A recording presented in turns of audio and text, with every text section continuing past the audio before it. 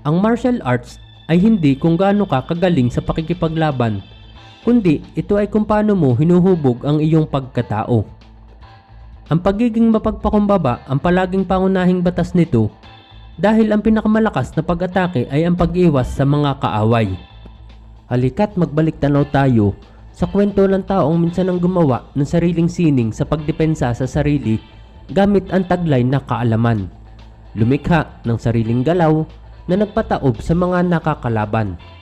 Ngunit ang pagiging bihasa ay ang pagiging mababa, kalma lang pero alerto, magpahinga pero nakahanda, at umiiwas pero kumpiyansa sa sarili.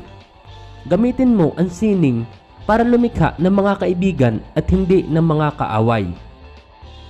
Ang kwento ni Master Trovador Ramos Sr.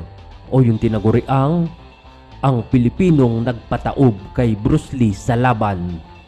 Pero kung bago ka pa lang sa ating channel, pakipindot na din po ng like, subscribe at bell notification button para palagi kang updated pag may mga bago tayong kwentong kagaya nito.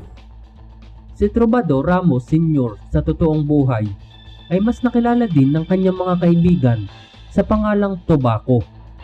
Siya ay isinilang noong taong 1933 at tubo sa bayan ng San Antonio sa Zambales.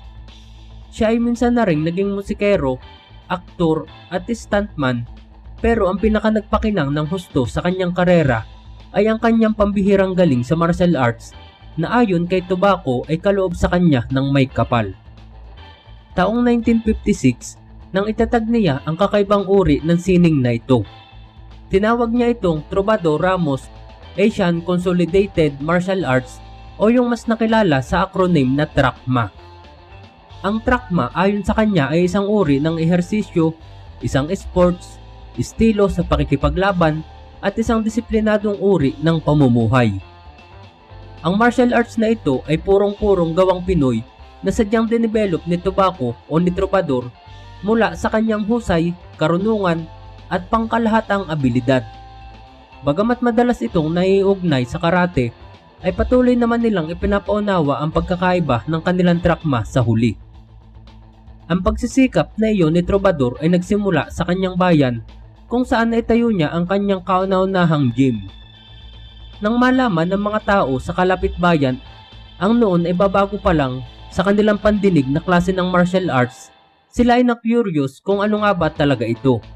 At sa isang iglap lang ay dinagsa ang gym ni Trovador mula sa mga bayan sa buong lalawigan ng Zambales at sa dami